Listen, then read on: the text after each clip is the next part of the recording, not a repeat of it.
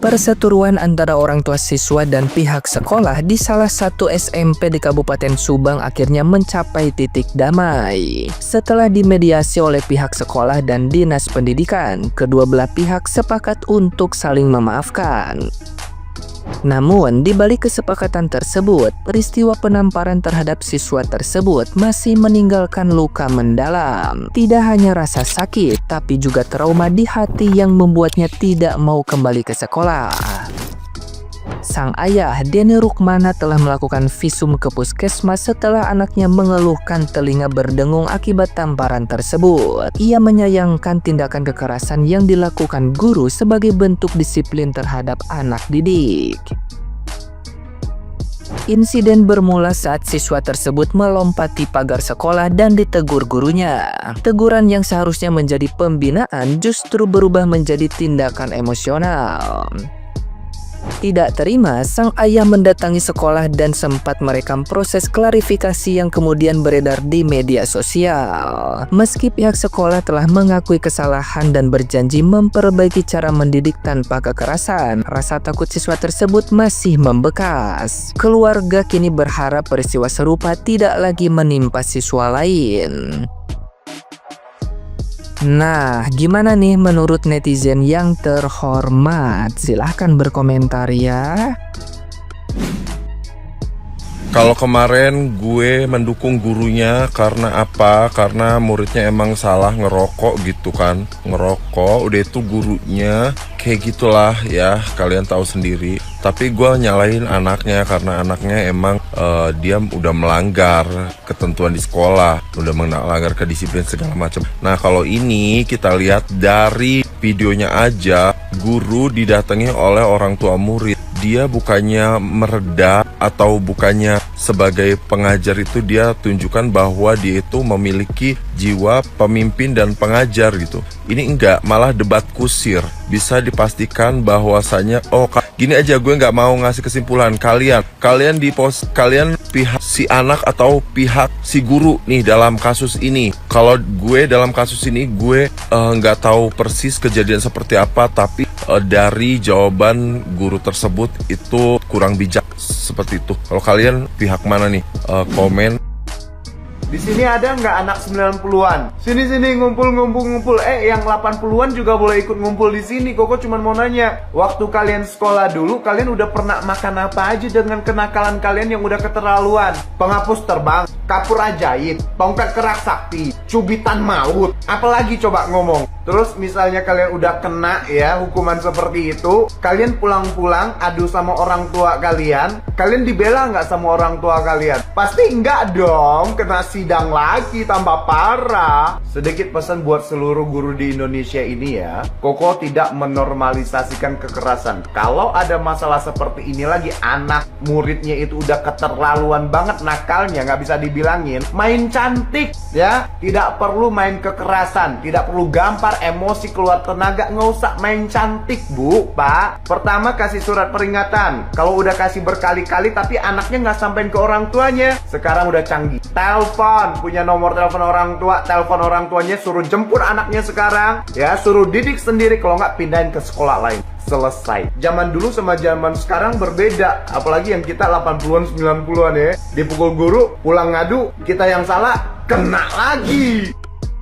Lagi-lagi tentang berita ini ya, yang lagi viral di Subang. Banyak sekali anak-anak yang keluaran sekolah tahun 90-an lagi-lagi tertawa. Tahun 2025 ini banyak sekali kasus seperti ini ya, yang tidak terkontrol sama orang tuanya, bahwa anak-anak dia itu di sekolahan itu seperti apa. Semakin anak sekolahnya dibela, maka ngelunjak itu bakal semakin menggebu-gebu buat anak tersebut, karena merasa dibela sama orang tuanya, bahwa dia itu perilaku dia terhadap guru itu benar, perilaku dia terhadap teman-temannya itu ketidaksopanan itu benar, karena dibela. Maka ada benarnya juga kata Kang Deddy Mulyadi, Gubernur Jawa Barat, ya begitu, urusan di sekolah itu sudah menjadi tanggung jawab guru dididiknya ya, pendidikannya dari mulai tata cara apapun itu. Yang pasti guru itu tidak akan menjerumuskan gitu kan, tidak akan menjerumuskan muridnya ke hal yang tidak baik. Nah, kalau misalkan sudah nyampe lagi ke rumah, itu sudah menjadi urusan orang tuanya, guru juga nggak bakalan ikut campur. Saya lihat di podcast KDM, nggak apa-apa pak katanya, Kalau misalkan si muridnya ini sudah ngerokok atau apapun segala macam gitu kan, nggak apa-apa. Tapi dengan catatan tidak boleh sekolah di sini, itu bagus menurut saya pribadi. Poinnya itu sangat bagus banget. Dan saya heran ya, di zaman sekarang ini udah terang menderang gitu kan, udah tahu beberapa kejadian ke belakang juga. Kalau misalkan ada kasus seperti ini, orang tuanya nggak bakalan dibela sama rakyat Indonesia, pasti bahkan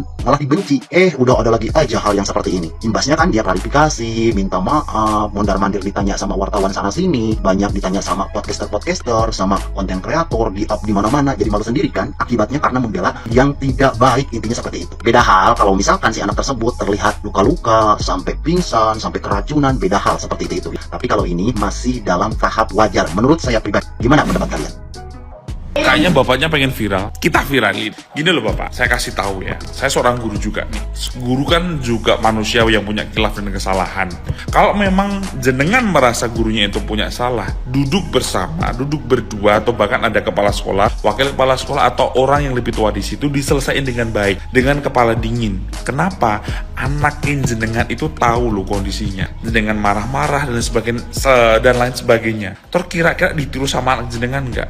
Jelas jenengan nggak bisa mencontohkan dengan baik. Duduk bersama, duduk orang-orang yang punya kebijakan di situ, ya kan?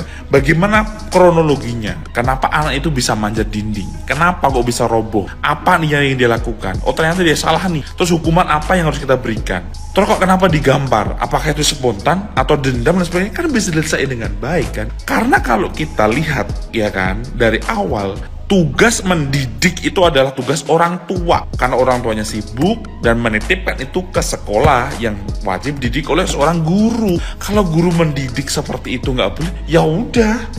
Terus gimana? Guru harus gimana? Terus saat roboh, telepon jenengan itu, halo bapak, ini anaknya ngerobohin pagar gitu.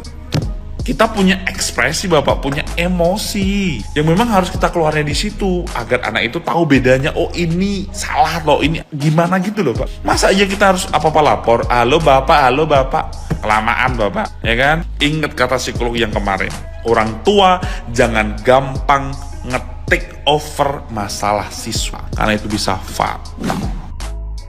Nah ini itu kasus yang plot twistnya makin umum ke depan dan jujur udah mulai banyak juga yang DM gue. Nah ya sebenarnya itu gimana sih dalam konteks pendidikan dan komunikasi. Pertama dalam konteks video itu, kalau lu para orang tua nih ya, kalau anak lu salah terus lu rekam, lu lagi ngamuk sama guru, percaya sama gue, lu nggak bakal dibela netizen ya. Karena prinsipnya sederhana, lu udah gagal sebagai orang tua dan nggak ada yang keren dari nganceng guru sambil lo megang-megang kamera. Itu cuma highlight betapa rapuhnya ego lu sebagai orang tua. Dan gak heran orang pada akhirnya anak lu kenapa. Nah sekarang kita bahas inti masalahnya. Kasus kayak gini tuh bukan cuma soal tembok yang roboh atau orang tua tantrum ya. Gejala dari 3 penyakit di ekosistem pendidikan: pola asuh, literasi emosi, dan komunikasi pendidikan, sekolah rumah. Pertama dari sisi pola asuh, kalau anak itu merusak fasilitas, ya ada konsekuensinya. Guru yang negur itu seharusnya orang tua anggap sebagai boundary keeper. Kalau orang tua langsung defensif, anak bakal belajar skrip baru. Kalau gua salah tinggal panggil orang tua atau orang dewasa yang paling galak, kemudian suruh aja nyerang gurunya. Dan selamatlah, itu cara cepat melahirkan generasi entitled. Kedua ya, dalam psikologi perkembangan usia SMP itu